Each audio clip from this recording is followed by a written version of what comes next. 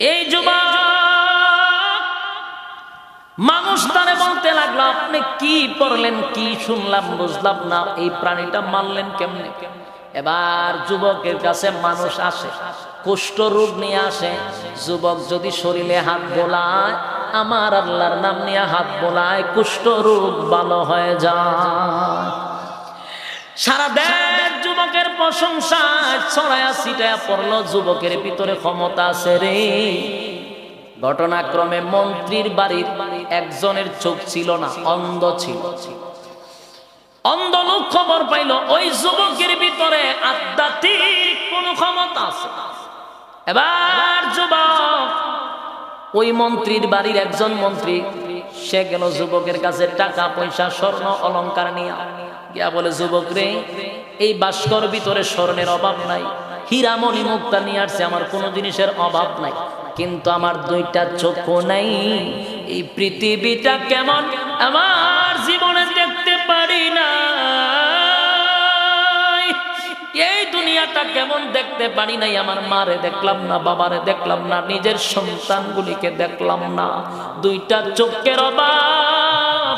এ যুবক, আমি শুনেছি তোমার মধ্যে আধ্যাত্মিক ক্ষমতা আছে, আমার দুইটা চক্ষু যদি তুমি ভালো করে দাও, এই ইলাহা ইল্লাল্লাহ, নেই কোনো মাবুদ এক আল্লাহ ছাড়া, আর মুহাম্মাদুর রাসূলুল্লাহ সাল্লাল্লাহু আলাইহি ওয়াসাল্লাম আল্লাহর বান্দা এবং রাসূল। এ পাবনার ভাইরা, দিলের কান লাগায়া শুনেন, ইসলাম এমনি এমনি আসে নাই। আল্লাহর নবীর উপরে যারা ঈমান আনছে, কালেমা পড়ে যারা ঈমান আনলো, নিষ্ঠুর ভাবে তাদের উপরে নির্যাতন শুরু হয়েছে।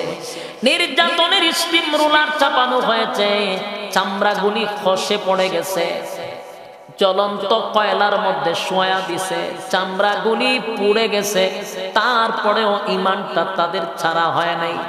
এক আল্লাহর উপরে ঈমান আনছে, রাসূলের উপরে ঈমান আনছে।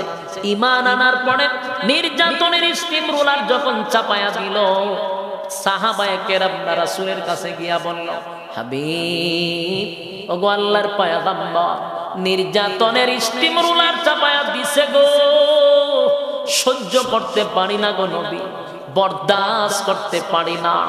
একটু আপনি আল্লাহর কাছে দুইটা হাত তুলে বলেন না, আল্লাহর পক্ষ থেকে যেন সাহায্য করে। কে কারে বলতেছে? সাহাবীরা বলে, হাবিব, আপনি একটু মালিকের কাছে দুইটা হাত তুলে বলেন, সহ্য করতে পারতেছি না, আল্লাহর পক্ষ থেকে যেন সাহায্য আসে। এত নির্যাতন গো নবী, এত নির্যাতন, এত নির্যাতন, কোন সাহাবীদেরকে শুলিতে জ্বলায়া মারে রে, কোন সাহাবীদের সামনে নিজের মাকে উলঙ্গ করে মারছে। এই নির্যাতন দেখে সাহাবায়ে কেরামরা বললেন, নবী গো, মুসলমানদেরকে সান্ত্বনা দেওয়ার জন্য আমার আল্লাহ সূরা বুরুজ নাজিল করছে। এ যুবক ভাই, সূরা বুরুজ নাজিল করছে। আল্লাহর হাবিব ডাক দিয়া বলেন, সাহাবীরা শুন,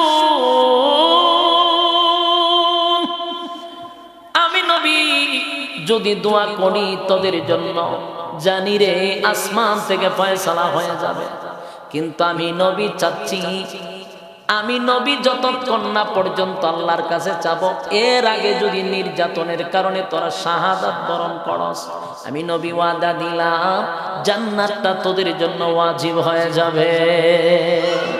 এই একটা জবান বন্ধ রাখবেন না, বলুন আল্লাহু আকবার।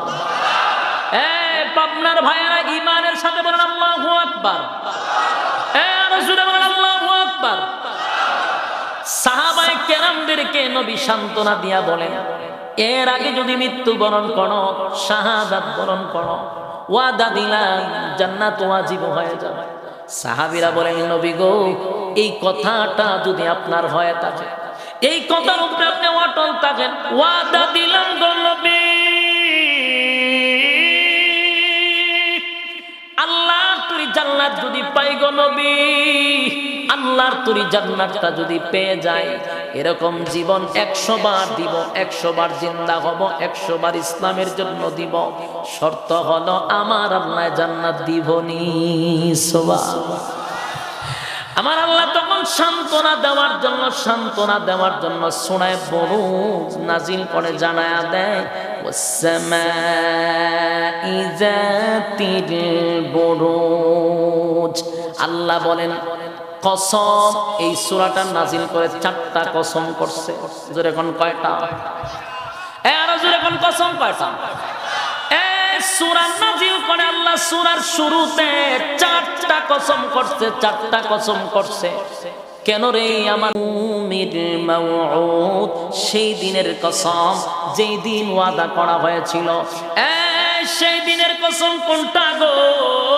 কিয়ামতের দিনের কসম, যেদিন বিচার করা হবে আল্লাহ সেই দিনের কসম করছে। এরপরে বলেন ওয়া শাহিদিন ওয়া মাশহুদ। আল্লাহ বলেন ওয়া শাহেদ, শাহেদ শব্দ দিয়া কসম, এখানে 2টা কসম এই আয়াতের মধ্যে। ওয়া শাহিদিন ওয়া মাশহুদ, আল্লাহ রাব্বুল আলামিন শাহেদ দিয়ে আরাফাতের কথা বলেছেন, জুমার দিনের কসম করছেন। 2টা কসম কেড়ে রব্বে কারীম। এরপরে আল্লাহ বলেন কুতিলা আসহাবুল উখদুদ। বলুন কসম করছে কয়টা? ওয়াসসামাই যাতিল বুরুজ, নক্ষত্রের কসম, তারকার কসম। ওয়াসসামাই যাতিল বুরুজ। এরপরে ওয়াল ইয়াউমিল মাউউদ, আল্লাহ বলেন কিয়ামতের দিনের কসম, যেদিন বিচার করা হবে সেই দিনের কসম। এরপর আল্লাহ বলেন ওয়া শাহিদিন ওয়া মাশহুদ। আল্লাহ বলেন আরশ, ওই যে আরাফার দিনের কসম, জুমার দিনের কসম। এরপরে বলেন কুতিলা আসহাবুল উখদুদ।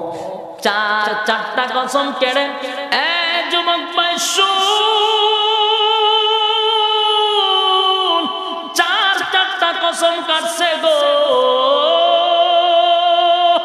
আমার মালিক। 4টা কসম করছে, 4টা কসম কেড়ে বলে কুতিলা আসহাবুল উখদুদ, গর্ত খননকারীর উপরে আমি আল্লাহর অভিশাপ। আল্লাহ বলেন জালেমদের প্রতি আমি আল্লাহর অভিশাপ। আল্লাহ বলেন জালেমদের প্রতি আমি আল্লাহর অভিশাপ।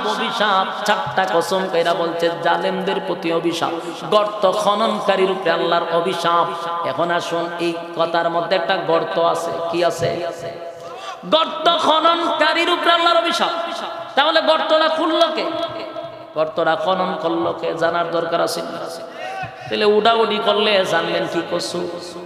হ্যাঁ, কথা বল না দি। যুবক ভাই, 4টা কসম করছে আল্লাহ গর্ত খননকারী।